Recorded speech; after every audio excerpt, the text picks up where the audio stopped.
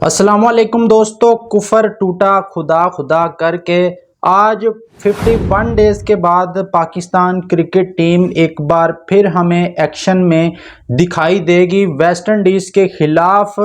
आज पहला test match जिसका आगाज़ होने जा रहा है, आज शाम 7 बजे से पहला टेस्ट मैच खेला जाएगा और उस मैच के लिए पाकिस्तान की जो प्रोबेबल प्लेइंग 11 है वो भी सामने आ चुकी है।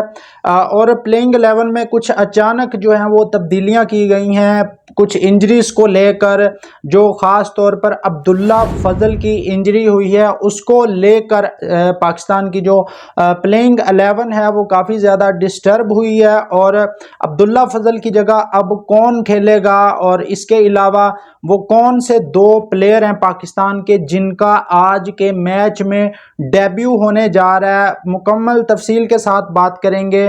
पाकिस्तान की प्लेइंग 11 क्या होने जा रही है, बाबर आजम ने किस प्लेयर के साथ अपनी दोस्ती का हक एक बार फिर अदा किया है। कहीं ये दोस्ती यारी जो है वो बाबर आजम को एक बार फिर नुकसान तो नहीं पहुंचाएगी जिस तरह बाबर आजम को उनके पिछले टेन्योर में नुकसान पहुंचाया उनकी यारी दोस्तियों ने, जिस तरह हसन अली, जिस तरह शादाब खान थे टीम में, और भी एक दो नाम थे जो बाबर आजम की यारी दोस्ती की बेस पर खेलते थे, जिसकी वजह से बाबर आजम पर इल्ज़ाम लगता था कि ये बाबर आजम के यार दोस्त हैं। तो अब एक और बाबर आजम का जो दोस्त है इमामुल हक, उसको प्लेइंग 11 में शामिल करने का फैसला किया है। मेरे ख्याल में बाबर आजम को अब ये जो बोझ है ना अपने ऊपर से ये उतार लेना चाहिए और बाबर आजम को चाहिए कि उन खिलाड़ियों को मौका दें जो परफॉर्म करते आ रहे हैं डोमेस्टिक में। इमामुल हक जो है वो रावलपिंडी की पिच के अलावा दुनिया में मैंने कहीं नहीं देखा उनको टेस्ट क्रिकेट में कि वो परफॉर्म करें या वो पाकिस्तान को एक मुश्किल सूरत हाल से निकलवाएं। लेकिन दोनों मैचेस में फ्लॉप हुए, दोनों इनिंग में फ्लॉप हुए।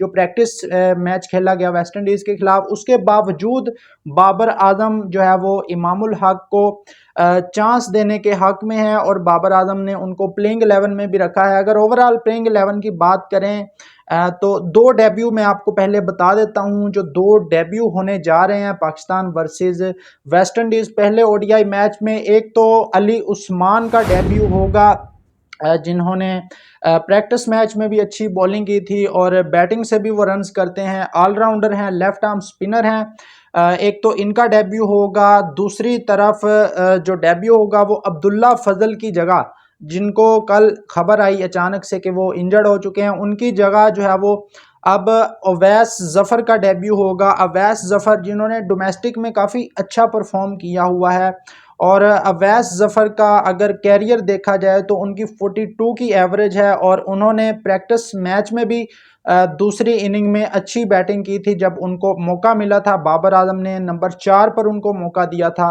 अपना नंबर छोड़कर दूसरी इनिंग में उनको मौका मिला तो उन्होंने 60 प्लस रन्स की इनिंग खेली और वो रिटायर आउट हुए। मतलब वेस्ट इंडीज़ के बॉलर उनको भी आउट नहीं कर सके थे।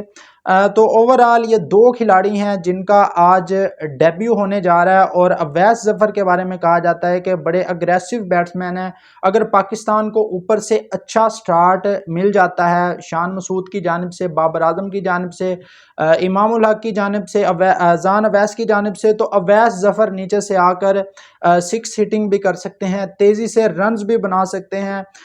तो ये पाकिस्तान के जो दो डेब्यू हैं आज के मैच में ये होने जा रहे हैं। अगर ओवरऑल प्लेइंग 11 की बात की जाए तो प्लेइंग 11 ये आपके सामने मौजूद है। नंबर 1 पर अजान अवैस और इमामुल हक, ये दोनों ओपनिंग करेंगे। नंबर 3 पर शान मसूद आएंगे।